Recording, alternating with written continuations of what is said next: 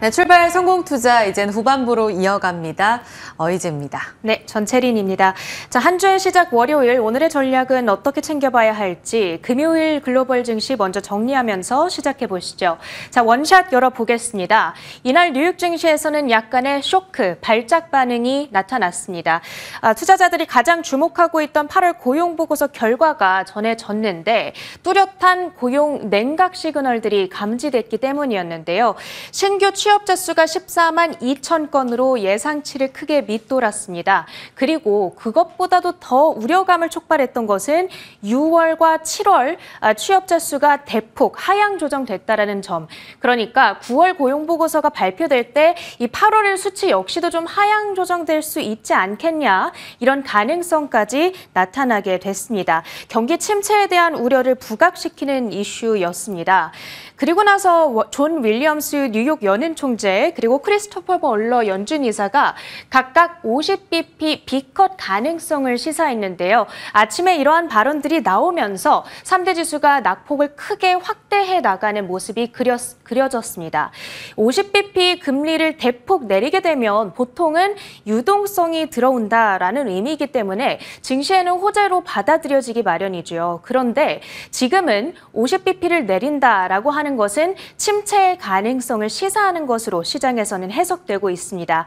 아주 민감한 움직임이 나타나고 있는데, 그렇다면 다음 주 FOMC 그 결과를 가늠함에 있어서 이제 이번 주 가장 주목될 이벤트는 바로 8월 CPI, 오는 11일 발표될 물가지수가 되겠습니다. CPI와 PPI가 나란히 발표될 예정인데요. 예상에 부합하는 수준으로 나온다고 해서 예전처럼 시장의 호재로 작용하기는 이제 어렵겠죠. 하지만 예상보다 높게 나온다면 시장에 쇼크로 작용할 수 있을 가능성은 염두에 두셔야겠습니다.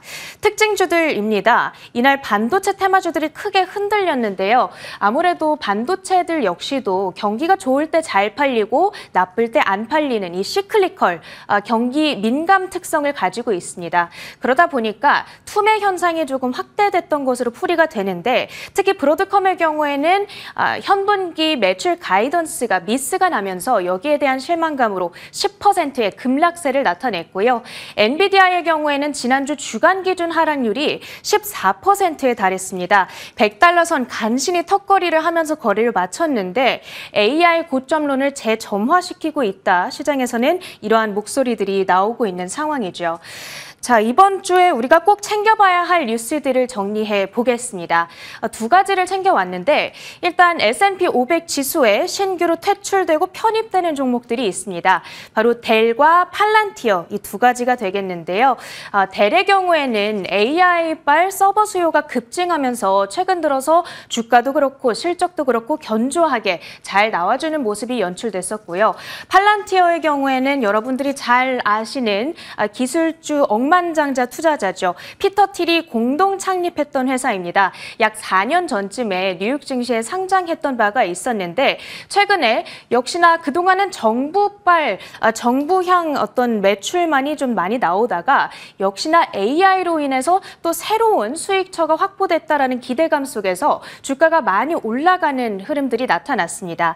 이렇게 지수에 신규로 편입된다라는 발표가 딱 나오고 나면은 보통은 주가가 랠리를 보이는 경향이 있죠. 패시브 자금 유입에 대한 기대감 때문인데, 실제로 이날 애프터마켓에서 주가가 각각 5% 그리고 7%의 급등세를 연출했습니다. 앞으로 계속해서 좋은 흐름을 이어가게 될지 지켜봐야겠고요. 다음으로는 애플입니다. 우리 시간으로 오늘 밤 새벽 2시에 애플의 글로우 타임 이벤트가 열리게 됩니다. 이 자리에서 아이폰 16 그리고 애플 워치, 새로운 에어팟 이런 것들이 공개될 예정인데요. AI가 탑재된다라는 점에서 이전과는 또 완전히 다른 포인트가 있죠. 교체 수요를 자극해서 역대급 출하량을 기록할 것이다라는 전망들이 나오고 있는데, 국내 밸류체인 종목으로는 OLED 쪽에서는 삼성 디스플레이와 LG 디스플레이, 그리고 MLCC 카메라 모듈 쪽으로는 삼성전기와 LG 이노텍, 과연 시세가 나와줄 수 있을까요? 지켜봐야겠습니다. 다만 만약에 추후 판매량이 잘 받쳐주지 않는 않는다라는 이야기들이 나오게 된다면 그때 쇼크가 나올 수 있다는 가능성도 지켜보셔야겠습니다. 자, 오늘 월요일이니까요. 이번 주 증시 일정도 정리를 해보겠습니다. 자, 이번 주 가장 중요한 이벤트 가운데 하나로는 화요일에 예정되어 있는 미국 카밀라 해리스 부통령과 도널드 트럼프 전 대통령 간의 첫 TV 대선 토론이 예정되어 있습니다. 이 대선 토론 이후로 지지율이 어떻게 변화하느냐에 따라서 시장에서는 수혜 업종 그리고 피해 업종들이 아주 심한 등락률의 차이를 나타낼 수가 있겠죠. 이날 함께 정리를 해보도록 하겠고요. 수요일과 목요일 말씀드렸던 대로 나란히 CPI와 PPI 물가지수 발표가 예정되어 있습니다. 자, 예상에 부합하는 수준으로 발표가 되고 무난히 쇼크가 없는 시장이 연출되기를 한번 기대해 보면서 이번 주 주목을 해보시면 좋겠습니다. 자, 이렇게 뉴욕 파트 브리핑 마쳐보고요. 월요일 오늘 우리 증시 시장 전략은 어떻게 챙겨갈까요? 지난주까지 경계감 굉장히 컸잖아요. 그리고 금요일에 발표된 고용지표 뚜껑을 열어보니 아쉬웠고 조금 전 보신 대로 미장이 많이 흔들렸습니다. 우리는 어떨까요? 이 부분이 가장 중요할 텐데 일단 금요일장 보면서 얼마나 긴장감이 컸는지도 같이 체크해 보겠습니다. 계속해서 매크로 지표들을 확인해가는 과정 안에서 투심은 얼어붙어 있습니다. 내부적으로 금투세라는 과제도 있고 외부적으로도 동력에 굉장히 많이 흔들리고 있는 우리 시장인데요. 코스닥은 2.6%의 하락을 추가적으로 보이며 지난 금요일에 700선까지 내려앉았습니다. 8월 5일에 급락했다가 거의 아랫꼬리를 길게 달고 회복을 했는데 다시 아래쪽으로 포물선을 그리며 내려가고 있는 아쉬운 형국이고요. 코스피가 1.2%의 하락으로 2,600선 계속 깨지고 더 멀어지고 있습니다. 외국인 4거래일 연속적으로 우리 시장을 팔고 있는 모습, 선물 시장에서는 조금씩 사들이는 모습이 확인되고 있지만 현물 시장에까지는 아직까지 컴백이 요원합니다. 가장 많이 판 건 역시 반도체. 코스닥에서는 2차 전지 관련 종목들, 배터리 3사의 비중국 MS, 그러니까 점유율이 떨어졌다는 소식과 함께 탄산 리튬 가격이 다시 한번 연저점을 깨고 내려가는 모습 속에 배터리 쪽도 안 좋았고 코스피 안에서는 반도체가 추가적으로 약세였습니다. 살아남은 생존 신고 들어온 섹터. 바이오 헬스케어는 여전히 불안한 시장 안에서 개별 모멘텀에 귀를 기울이고 있습니다. 물론 알테오젠이나 삼천당 제약, 유한양행, 그간 급등 랠리를 보여줬던 종목들이 좀 쉬어가는 패턴을 보여주고 있지만 그 안에서 고개를 들고 있는 새로운 종목들, 한미약품 8%, 삼성바이오로직스, 셀트리온, 그리고 개별적으로 아토피 치료제에 대한 기대감이 큰 샤페론, YI 바이오로직스도 렉나자, 그 이후의 기술 이전 기대감이 커진 종목이죠. 이렇게 개별 모멘텀 바이오 헬스케어 쪽으로 좋고요. 보톡스 쪽으로도 여전히 실적 모멘텀 안고 있어서 이날 파마 리서치, 휴재 강세였습니다. 밸류 배당 쪽으로는 DB금융투자의 밸류업 공시 지난주 금요일에 장 시작 전에 목요일 장 마감하고 나왔습니다. 라고 말씀을 드렸는데요. 이날 추가적으로 슈팅 나오며 21%의 급등 랠리 보여줬고요. SK리츠 신고가, KTNG도 신고가 경신 부근에 위치해 있습니다. 전기차 화재 쪽으로는 테마성으로 움직였는데 전고체가 그 안에 대안이 되기도 했었죠. 이쪽으로는 매물 출회가 있었고요. 스프링쿨러 관련해 파라텍이 상한가를 기록했습니다. 9월의 저주, 이 말도 참 어렵습니다. 괜히 꺼냈다가 정말 현실화되면 어떡하지라는 마음으로 쓰긴 했는데요. 선반영으로 희망 회로를 돌려봅니다. 현실화되기보다는 계절성 비수기라는 우려는 있지만 거의 역사적 저점까지 내려온 코스피의 움직임 속에서 이제 이 같은 침체는 다 반영된 게 아닐까라는 생각을 해봅니다. 지금 지난 한 주 동안의 주간 등락을 보시면요. 글로벌 증시, 국내 증시 많이 꺾였습니다. 여기에 오타가 있는데요. 항생 아니고 코스닥입니다. 그래서 코스피랑 코스닥이 글로벌 증시 대비 더 크게 빠졌다는 부분을 노란색으로 좀 체크를 해드렸어요. 나스닥이 2023년 이후로 최악의 한 주, 5.7%의 주간 낙폭을 기록했는데 엔비디아가 무려 13%가량 주간 낙폭을 기록했죠. 상당히 안 좋았던 한 주인데요. 그 밑에 두 번째 주는 뭐냐. 8월 5일에 블랙 먼데이 있었잖아요. 그 한 주 동안에 기억하시겠지만 아랫꼬리가 길게 달리면서 대부분의 글로벌 증시가 주간으로는 회복하며 거래를 마쳤던 부분 대조적으로 보여드리려고 가져와 봤습니다. 8월 5일, 8월 9일 한 주 동안에 마이너스 13% 빠졌던 코스닥은 그때 주간 2% 낙폭을 만회하면서 마감했거든요. 그때 상당히 공포감이 컸었는데 그때보다 더 안 좋았던 지난주 이렇게 체감하시면 되겠습니다. 그걸 버텨낸 여러분들이신데요.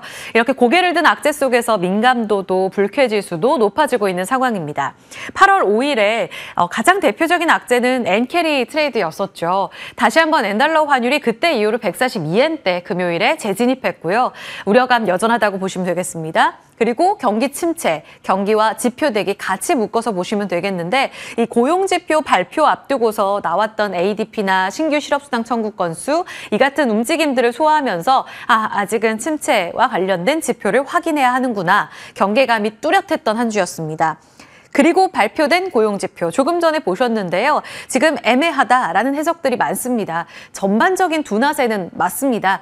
실업률도 4.3%에서 4.2% 내려왔고 그리고 비농업 고용도 지금 14만 건으로 뚝 떨어졌고요. 지난달 것도 수정이 되면서 여러 차례 고용 시장이 둔화되고 있음을 확인합니다. 그런데 완전히 안 좋은 것도 아니어서 B컷 가능성은 이번 고용지표 발표하고 나서 30%로 줄었고요. 50bp 아니라 25bp 가능성 70%까지 높아진 상황입니다. 그런데 시장에서는 아직까지 50bp냐 25bp냐 명확하지 않다. 시장이 가장 싫어하는 불확실성을 해소하는 측면에서 오늘 2500선 지켜낼 수 있을지 체크가 필요하겠습니다. 우리 시장이 불안한 데에는 중심점을 잡아줄 대장주가 같이 흔들리고 있다는 데에서 그 이유 또 기인하고 있는데요. 삼성전자가 지난주에 연저점을 다시 깨고 내려갔습니다. 68,900원. 지금 연간으로 12%가량 빠지고 있는 우리의 대장주. 구겨지고 있는 이 자존심 그 배경에는요. 사실 내년까지 반도체 슈퍼사이클이 상당히 좋을 거라는 전망이 있었는데 이 부분이 많이 흔들리고 있다는 내용 전해집니다. 금요일에 소화했던 내용은 위에 두 개입니다. CLSA 쪽에서 삼성전자의 목표가 69,000원으로 하향 조정하면서 사실상 매도 리포트를 내놨고요. 영업이익 하향 조정. DB금융투자 마찬가지입니다. 그리고 오늘 아침에 업데이트된 내용, JP모건 체이스에서 삼성전자 10만 원 목표가 하향 조정, 하이닉스 24만 원 목표가 하향 조정 리포트 나왔습니다. 디램 가격 하락 리스크로 인해서 조기에 사이클이 피크 아웃될 가능성이 높다. 우리가 설마 하고 믿고 싶지 않았던 내용들이 이렇게 현실화되고 있는 상황이고요. 어디가 수요가 많이 안 좋나 봤더니 저가형 모바일, PC 쪽에 DDR4 부분이 수요가 많이 안 좋다고 합니다. 알고 계신 HBM 쪽으로는 좋고요. 디램 수요가 양극화되는 구간 안에서 저가형 쪽이 뒷받침이 안 되다 보니까 사이클 자체를 계속 연장시켜 끌고 갈 힘이 약하다라고 이해하시면 되겠습니다. 그래서 이번 3분기를 기점으로 YOY로 봤을 때 연간 실적 성장률은 최고점으로 꺾인다라는 내용 나오고요. 동시에 KB증권에서도 오늘 95,000원의 리포트 나왔습니다. 목표가 하향 조정. 3분기는 이번에 기대치 많이 밑돌 거라는 전망이 우세하다. 대다수 지금 보면 10조 원도 안 되는 가능성이 있네요. KB가 가장 낮습니다. 계속적으로 들어올 리포트들을 소화해 나가면서 이 부분을 또 6만 원을 지켜줄 수 있을지를 체크해 보셔야겠습니다. 삼성전자와 이 주도주들의 자리에 대해서는 계속 보수적인 내용들이 개장 중계에서 많이 나오긴 했습니다. 앞서 보신 리포트를 반영해서 전략에 어떻게 녹여낼 것인지를 봐야 될 텐데 사실 반도체가 살아날까요? 보다는 지금 시장이 불안한 가운데서 뭔가 안전처, 피난처 역할을 해주고 있는 많은 종목들의 관심이 꽤 큰데요. 사실 이쪽을 해지성으로 갖고 계신 분들이 많지 않으실 수도 있습니다. 그런 가운데 다시 한번 금융주들을 좀 점검해 보려고 하는데요. 오늘 나온 리포트 KB증권에서 20년 만에 주도주로 떠오를 이 금융주를 논하고 있습니다. 이전에도 전해드린 바 있었는데요. 이제 트럼프 당선될 가능성이 커질 때, 트럼프 트레이드 한창 반영될 때 볼커룰 규제가 완화됐던 이전의 트럼프 임기 당시 때를 떠올려 보면서 금융주가 주도주가 될 가능성이 높다라는 내용을 전해드린 바 있습니다. 또 다른 이유로는 워렌 버핏이 처브 보험사를 계속 매입하고 있는데 이 부분이 채권을 매입하는 것과 동일하다. 처브 보험사가 채권을 많이 갖고 있거든요. 결국은 금리 인하 시기에 채권이 강세잖아요. 때문에 처분을 사들이는 건 사실상 증권주를 사들이는 것과 다름없다라고 해석하고 있습니다. 그래서 처부보험사 매수, 그리고 볼커럴 규제 완화 같은 트럼프 당선 가능성, 이번 주 TV 대선 토론 있으니까요. 마지막으로 일본의 금융주 랠리, 과거에 밸류어 프로그램 나왔을 때 랠리를 재현해봤을 때 세 가지 이유로 다시 한번 20년 만에 금융주가 주도주 될 가능성이 높다. 10월 어닝 시즌 지켜보자라고 보고 있습니다. 위에는 은행, 증권, 보험입니다. 최근 은행 관련해서는 대출 규제를 조이고 있죠. 그런데 풍선 효과처럼 그 기간 동안 9월 들어서면서 대출, 전세대출 쪽으로 많이 막다 보니까 지금 신용대출이 폭발적으로 늘고 있다고 합니다. 이 부분을 어떻게 소화할지 여부는 은행주의 주가를 통해 한번 체크가 필요하겠고요. 최근 고공행진하고 있는 DB 금융투자 중심으로 해서 밸류업 지수가 곧 발표될 것이기 때문에 이 기대감 한 번 더 체크해 보도록 하겠습니다. 미국 시장에서도 헬스케어나 소비재단으로는 방어주 역할을 하면서 꽤 좋은 흐름을 보이고 있습니다. 이 부분 체크가 같이 필요하겠고요. 동조화될지 여부까지 개장 중계 때 체크합니다. 마지막으로요. 지금 변압기 3인방이 목요일, 금요일 이틀에 걸쳐서 급락이 좀 나왔습니다. 기존의 전력 인프라라는 큰 사이클 안에서 좋은 흐름을 보였던 변압기, 전선 이쪽이 지고 이제는 원전 그 안에서도 소형 원전, SMR이 뜬다 관련된 내용들, 보도들이 주말 사이 많이 나왔습니다. 대만, 그러니까 타이완 세미콘 2024 행사가 4일부터 6일까지 진행이 됐었는데요. 이때 이 자리에서 IT 기업들, 수장들이 전력 문제를 강조했습니다. 하이닉스 AI 인프라 담당 사장, 최소 2028년까지 데이터 센터 관련한 전력이 지금보다 2배 늘어날 거다. 삼성전자도 지금 챗 GPT-4 훈련하는 데만 전력이 많이 필요한데 계속적으로 생성형 AI가 발전할 것이기 때문에 이쪽 눈여겨보자는 이야기를 하고 있습니다. SMR은 기존의 1000메가와트 아니라 지금 300메가와트 일렉트릭 이하로 소형 모듈 원자료가 좀 간편하고 위험성도 낮고 데이터 센터 바로 옆에 지을 수도 있어서 편하다는 이점이 있어 주목받아왔고요. 최근 한 줄이 좀 빠졌는데요. 한수원 관련해서 지분 투자 테라파워 쪽으로 지분 투자가 결정됐다라는 내용이 9월 6일자로 들리고 있습니다. 이 내용 다시 한번 눈여겨보셨을 때 SMR 관련한 종목들, 한전기술을 포함해서 한전산업, 지난주에 종목별로 편차는 좀 컸지만 올라온 종목들도 꽤 있었습니다. SMR이 그 변압기와 전선의 자리를 대체하게 된다면 대안으로서 얼마나 갈 수 있을지 그 기회도 같이 체크해 보도록 하겠습니다. 지금까지 당담사였고요. 잠시 후 개장 중계에서 내용 점검해 보겠습니다.